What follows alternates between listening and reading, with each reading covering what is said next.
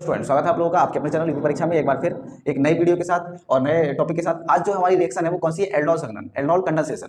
ये जो रिएक्शन है बोर्ड के एग्जाम में बहुत बार पूछी गई। जैसे लास्ट रिएक्शन हम लोगों ने कौन सी पढ़ी थी? कैनिजारो। जिस तरीके से कैनिजारो बहुत ज्यादा इंपॉर्टेंट है, वैसे ही जो है एल्डोल संघनन भी बहुत ज्यादा इंपॉर्टेंट है। तो एल्डोल संघनन में हम क्या पढ़ते हैं? जिस प्रकार से आपने पढ़ा था कैनिजारो कौन अभिक्रिया शो करता है, कौन करते हैं? ऐसे एल्डिहाइड जिनमें अल्फा हाइड्रोजन नहीं पाया जाता वो कैनिजारो करते हैं। अब एल्डोल जो है ना जस्ट उसका अपोजिट है, जिनमें अल्फा हाइड्रोजन पाया जाता है वो एल्डोल कंडेंसेशन यानी एल्डोल संघनन।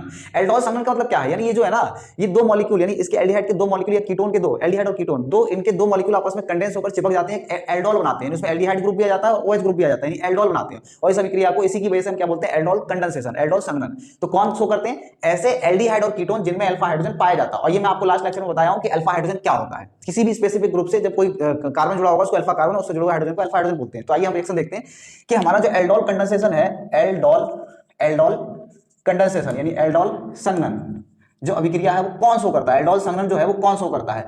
तो ऐसे एल्डिहाइड और कीटोन जिनमें अल्फा हाइड्रोजन पाया जाता है। तो देखो CH3CHO पहला कंपाउंड, और दूसरा जो हमारे सिलेबस में मैं उन्हीं की बात कर रहा हूं, CH3COCH3 यानी ये एसिटाल्डिहाइड हो गया और ये एसीटोन हो गया। एसिटाल्डिहाइड में आप चेक करोगे तो देखो CHO ग्रुप है और CH3, इससे तीन हाइड्रोजन जुड़े हुए होंगे। तो देखो CHO ग्रुप से जुड़े हुए कार्बन को अल्फा कार्बन बोलेंगे और इससे तीन हाइड्रोजन है तो यहाँ पे तीन अल्फा हाइड्रोजन हो गए, अल्फा हाइड्रोजन हो गए। सेम कहानी यहाँ पर CO ग्रुप है, CO ग्रुप से जुड़ा हुआ कार्बन है, इधर भी है इधर भी है, तो इसमें अल्फा जो है अल्फा कार्बन इसको हम बोलते हैं, तो इससे तीन हाइड्रोजन है तो इसमें भी अल्फा हाइड्रोजन हो गया, इधर भी अल्फा हाइड्रोजन होगा, है ना। अगर इनको अल्फा बोलोगे तो इसको अल्फा डैश बोल देंगे, कोई दिक्कत नहीं है। तो यानी ये एल्डिहाइड और कीटोन जो है दोनों ही, यानी एसिटाल्डिहाइड और एसीटोन दोनों ही क्या करते हैं? एल्डोल कंडेंसेशन अभिक्रिया शो करते हैं।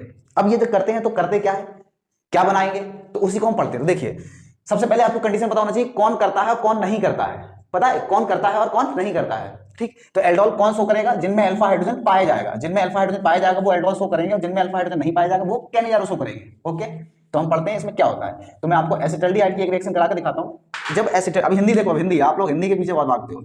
जब एसिटाल्डिहाइड के दो अणुओं को, मैं एसिटाल्डिहाइड को ऐसे लिख सकता हूं, अगर आप लोग बुरा ना माने, अगर आप लोग बुरा ना माने तो मैं एसिटाल्डिहाइड को ऐसे लिख सकता हूं, ऐसे, कैसे? ऐसे एसिटाल्डिहाइड, देखो ऐसे लिख सकते हैं ना। एसिटाल्डिहाइड को ऐसे लिख सकते हैं भाई, बताओ। एसिटाल्डिहाइड को CH3CHO तो ये भी लिख सकते हैं, ठीक। अब CH3HCHC, मैंने दो अणु लिए एसिटाल्डिहाइड के, दो अणु, ये क्या है? एसिटाल्डिहाइड, कौन सी हाइड? एसिटाल्डिहाइड। और CHO किसकी प्रेजेंस में? तनु NaOH की प्रेजेंस में रिएक्शन कराते हैं। यहाँ पे तनु NaOH की प्रेजेंस में रिएक्शन होगी, किसी बेस की प्रेजेंस में। मैकेनिज्म हमारे सिलेबस में नहीं है इसलिए मैकेनिज्म की बात हम नहीं करेंगे। इसमें कुछ नहीं करना, ये वाला H जो है ना, ये हाइड्रोजन अल्फा हाइड्रोजन जो है वो अल्फा हाइड्रोजन इस ऑक्सीजन से जाके प्रोटोनेट हो जाएगा, यानी अटैच हो जाएगा। अटैच होने के बाद ये बनाएगा, देखो CH3C, यहाँ आ जाएगा OH, इधर H, और यहाँ कार्बन जुड़ जाएगा इससे आके H, और ये H, और इधर CHO। तो इधर देखो इसमें दो ग्रुप आ गए, एक तो ये एल्डिहाइड, सही है ना, ये एल्डिहाइड, और ऊपर से ये OH। तो एल्डिहाइड की वजह से इसको हम एल्ड बोलेंगे, एल्ड, और OH की वजह से इसको ऑल बोलेंगे, तो एल्डोल बन गया ना ये। अरे ये एल्डोल बन गया, एल्डोल, देखो इसलिए तो इसको बोल रहे हैं एल्डोल संघनन। दोनों चिपके, दो मॉलिक्यूल चिपके, एल्डिहाइड के दो मॉलिक्यूल या कीटोन के दो मॉलिक्यूल चिपकेंगे, और चिपकने के बाद कीटोल या फिर एल्डोल, कीटोल या फिर एल्डोल, तो ये एल्डोल बना लिया, ठीक है। इसका आईपीसी नाम आप लिख सकते हो, कोई दिक्कत नहीं। आईपीसी नाम लिखना हो तो 1 2 3 4, तो आप लिख सकते हो साइड चेन हाइड्रोक्सी 3 हाइड्रोक्सी, और कार्बन 4 है तो क्या हो जाएगा? ब्यूटेनल। ओके, तो नाम लिखना कोई बड़ी बात नहीं।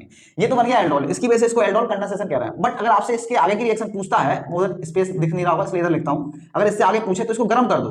अगर हम इसको गर्म कर दें, लेकिन जब बोर्ड के एग्जाम में आपसे पूछे, मान लो ये रिएक्शन दे दी, आपसे पूछे इसको गर्म भी करना है, या एरो पे लिख दिया गर्म करना है, तो गर्म करने के बाद यहाँ से वाटर रिलीज हो जाएगा।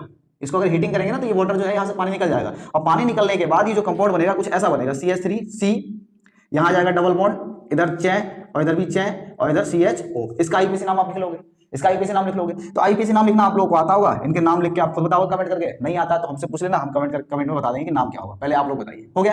ये हो गई एसिटाल्डिहाइड की रिएक्शन। सेम रिएक्शन एसीटोन की होगी, बट वहां पे जो है बस सूत्र चेंज हो जाएगा। ये जिस तरीके से हमने एसिटाल्डिहाइड का कराया है वैसे ही आप एसीटोन के केस में भी करोगे, और उस केस में यहाँ जो है तनु H ना लेकर हम बेरियम हाइड्रोक्साइड लेंगे। मैं वो भी रिएक्शन आपको करा देता हूँ।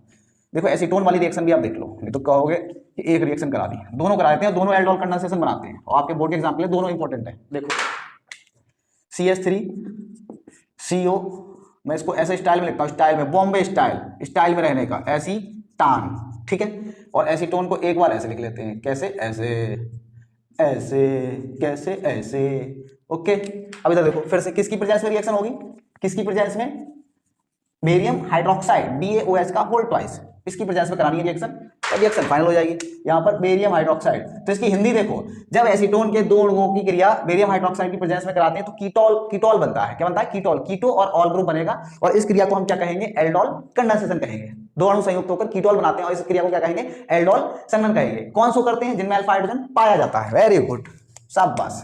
कुछ नहीं करना, इस वाले एच को यहाँ जोड़ दो, कुछ नहीं करना, इस वाले एच को यहाँ पे चिपका दो जाके। जैसे चिपकाओगे इसकी मुंडी खड़ी हो जाएगी, CH3C, यहाँ क्या जाएगा? OH, ठीक है, यहाँ CH3, इधर C, फिर यहाँ च, इधर CO और इधर CH3। इधर देखो, इधर ऑल, OH आने की वजह से ऑल हुआ, एल्कोहल तो ऑल, और ये कीटो ग्रुप तो हो गया ना कीटो, यानी कीटोल बना, नहीं बना?